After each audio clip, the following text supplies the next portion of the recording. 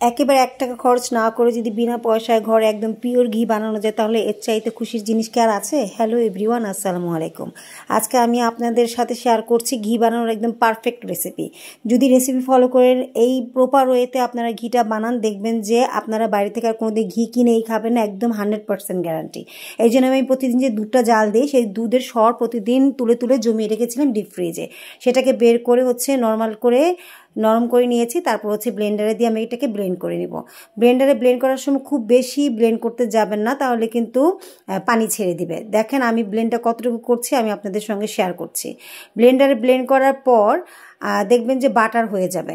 আপনি এই ক্ষেত্রে যদি ঘি না আপনি বাটার হিসেবে খেতে চান সেটাও খেতে পারেন। এটা এখন আনসল্টেড বাটার হিসেবে আছে, যদি আপনি এর সঙ্গে লবণ মিক্স করেন তাহলে সেটা সল্টেড বাটার হয়ে যাবে।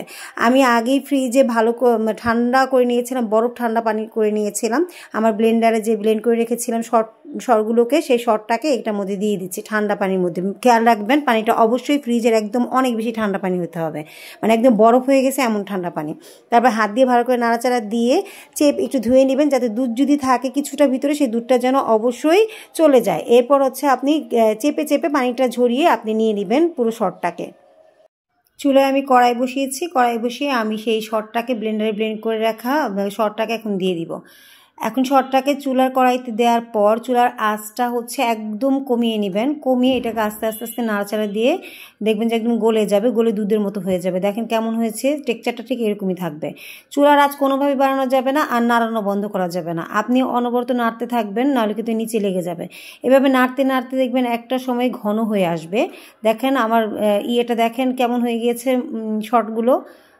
সরগুলো বাটার হলো প্রথম, বাটারের পরে এই পর্যায়ে চলে দেখুন উপর থেকে কিন্তু ঘি ওঠা শুরু হয়ে গিয়েছে। আপনাদের অবশ্যই ধৈর্য সহকারে নাড়তে হবে এবং অনেক সময় নিয়ে নাড়তে হবে। আমি এই পুরো প্রসেসটা করতে আমার প্রায় 2 ঘন্টা সময় লেগেছে। ধৈর্য না ধরলে কিন্তু একদম প্রপার ওয়েতে আপনি ভালোভাবে ঘিটা বের করতে পারবেন না। যদি অবশ্যই আপনি এরকম করে দুধের সর থেকে ঘি বের করতে চান তাহলে অবশ্যই ধৈর্য সহকারে আস্তে আস্তে আস্তে নাড়াচাড়া দিবেন। আমার ঘিউটা কিন্তু শুরু হয়ে গিয়েছে, দেখেন কত সুন্দর। এই ঘিটা এত সুন্দর হয় বাজারের ঘিয়ের সাথে এর কোনো তুলনায় আমি একদম গ্যারান্টি সহকারে বলতে পারি। যদি এইভাবে আপনারা বানান তাহলে কিন্তু অবশ্যই একদম পারফেক্ট ঘি, যেটাকে বলে একদম খাঁটি ঘি, সেটা আপনার বাসায় বানিয়ে নিতে পারবেন। দেখেন এই পর্যায়ে ঘিটা কেমন হয়েছে। আমি ছাঁকনি দিয়ে ছেঁকে নিয়েছি। ছাকার পর যে অংশটা রয়েছে সেটা অনেকে অবশ্য মাওয়া হিসেবে ইউজ করে, আপনারা চাইলে সেটা করতে পারেন, আমি অবশ্য করিনি। এখন দেখেন যে আমি ছাঁকনি দিয়ে ছাঁকতেছি, ছাকার পর দেখেন ঘিটা কীরকম হয়েছে। দেখেন একদম খাঁটি ঘি যাকে বলে।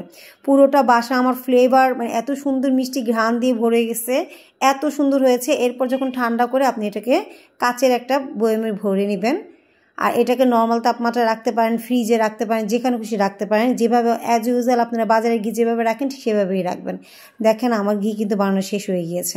বাজারের ঘি যেমন 2 চামচ দিতে হয়, এই ঘি আপনি 1 চামচ দিলেই হলো। দেখেন কালারটা দেখেন কত সুন্দর হয়েছে।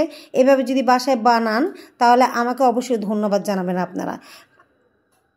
কোত্থেকে দেখছেন আমাকে অবশ্যই কমেন্ট করে জানাবেন, আর এইভাবে অবশ্যই বাসায় বানাবেন। কেমন হয়েছে আমাকে জানাবেন। আজকে এই পর্যন্তই, অন্য কোনো ভিডিওতে আবার দেখা হবে অন্য কোনো রান্নায়। আসসালামু আলাইকুম।